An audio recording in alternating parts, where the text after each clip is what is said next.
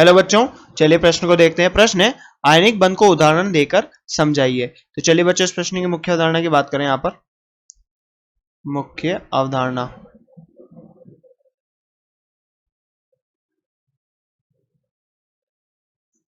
तो बच्चों हम यहाँ पर बात करते हैं मुख्य अवधारणा में आयनिक बंध की। तो आयनिक बंध क्या होता है बच्चों? वह रासायनिक बंध जिसमें बच्चों एक परमाणु से बच्चों क्या होता है, इलेक्ट्रॉन निकलता है और वो दूसरे परमाणु पर पूर्णतः स्थानांतरित हो जाता है बच्चों। तो तब जो बंध बनता है बच्चों, कौन सा बंध बनेगा? आयनिक या विद्युत संयोजक बंध। तो यहां पर बोले अगर हम एक परमाणु से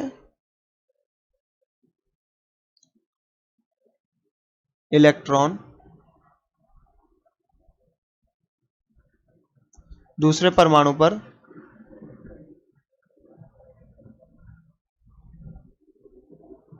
पूर्णतया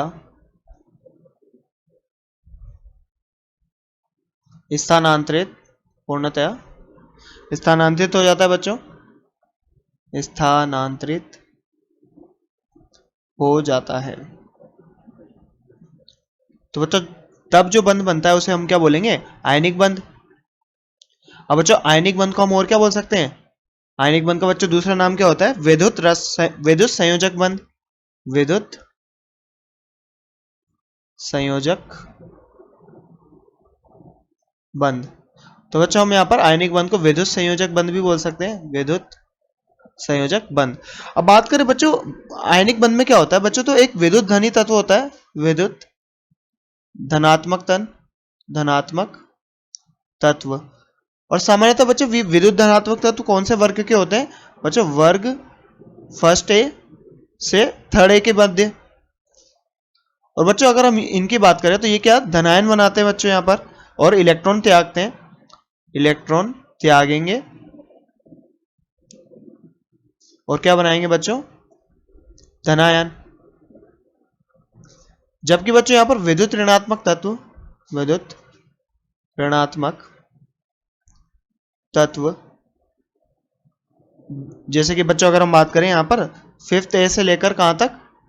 सेवेंथ ए तक के बच्चे वर्ग है।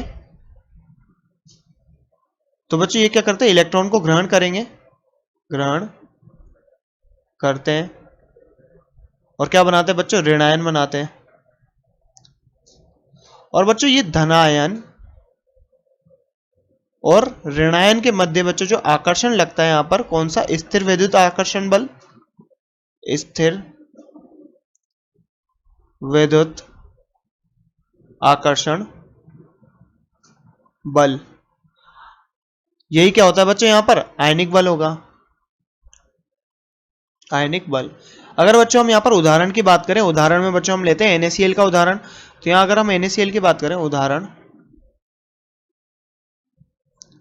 तो बच्चों उदाहरण में देखें हम NaCl की, तो NaCl बच्चों कैसे बनता है? Na जो कि फर्स्ट ए समूह का सदस्य है बच्चों, और Cl जो सेवेंथ ए के सदस्य है बच्चों। अब जब इन दोनों के मध्य, अब इसका इलेक्ट्रॉनिक विन्यास देखें, भारी कक्षा इलेक्ट्रॉनिक विन्यास, तो क्या होगा बच्चों? 2 8 1। तो बच्चों इसमें 11 इलेक्ट्रॉन होंगे, ये 11 इलेक्ट्रॉन। और बच्चों क्लोरीन में 17 इलेक्ट्रॉन, और ये इसके 17 इलेक्ट्रॉन। अब बच्चों यहाँ पर इसको अष्टक पूरा करने के लिए एक इलेक्ट्रॉन चाहिए बच्चों क्लोरीन को, और बच्चों यहाँ पर सोडियम को अष्टक पूरा करने के लिए क्या चाहिए? एक इलेक्ट्रॉन देना है बच्चों इसको। तो बच्चों यहाँ पर क्या करता है? एक इलेक्ट्रॉन को यहाँ पर इसका दान कर देता है बच्चों, किसको? क्लोरीन आयन को। तो यहाँ पर एक इलेक्ट्रॉन दान करेगा, तो यहाँ पर क्या बनेगा बच्चों? एक धनायन बनेगा जो कि सोडियम आयन होगा, और बच्चों एक ऋणायन बनेगा जो कि क्या होगा? Chloride ion. अब बच्चों इनके मध्य जो आकर्षण लगेगा यहाँ पर अगर हम बात करें, तो ये जो धनायन बना यहाँ पर प्लस ये ऋणायन बना जो, तो बच्चों यहाँ पर इसका इलेक्ट्रॉनिक विन्यास क्या रह जाएगा? इसके पास 10 इलेक्ट्रॉन रह जाएंगे, और इसके पास कितने हो जाएंगे बच्चों? 18 इलेक्ट्रॉन हो जाएंगे। तो बच्चों इसका अष्टक पूर्ण हो गया, यहाँ पर इसका भी अष्टक पूर्ण हो गया। और ये कौन सा विन्यास प्राप्त कर लेता है बच्चों? नियोन विन्यास प्राप्त कर लेता है। और बच्चों यहाँ पर ये कौन सा विन्यास प्राप्त कर लेता है? आर्गन विन्यास प्राप्त कर लेता है। अब बच्चों यहाँ पर जो इनके मध्य आकर्षण बल होगा, स्थिर विद्युत आकर्षण बल, अभी ये धनायन और ऋणायन के मध्य स्थिर विद्युत आकर्षण बल होगा। अब बच्चों सभी दिशा में समान होगा, स्थिर विद्युत आकर्षण बल। अब बच्चों स्थिर विद्युत आकर्षण बल यहाँ पर लग रहा है और इस सभी दिशा में क्या है, समान है, दिशा में समान। अब बच्चों सभी दिशा में समान है तो ये क्या होगा, अदिशात्मक। और ये क्या कहलाएगा बच्चों, आयनिक बंध। और हम कह सकते हैं बच्चों आयनिक बंध कैसे होते हैं, अदिशात्मक होते हैं। तो बच्चों जैसा कि हमसे प्रश्न पूछा गया था आयनिक बंध को उदाहरण देकर समझाइए, तो बच्चों सबसे पहले हमने देखा कि आयनिक बंध क्या होता है, फिर बच्चों हमने यहाँ पर उदाहरण की बात की, किसकी, NaCl के उदाहरण की बात की, और यहाँ पर समझा कि धनायन और ऋणायन में किस प्रकार से आकर्षण बल लगता है और उसे हम क्या कहते हैं बच्चों, आयनिक बंध। तो बच्चों आशा करते हैं आपको प्रश्न समझ में आया होगा। धन्यवाद।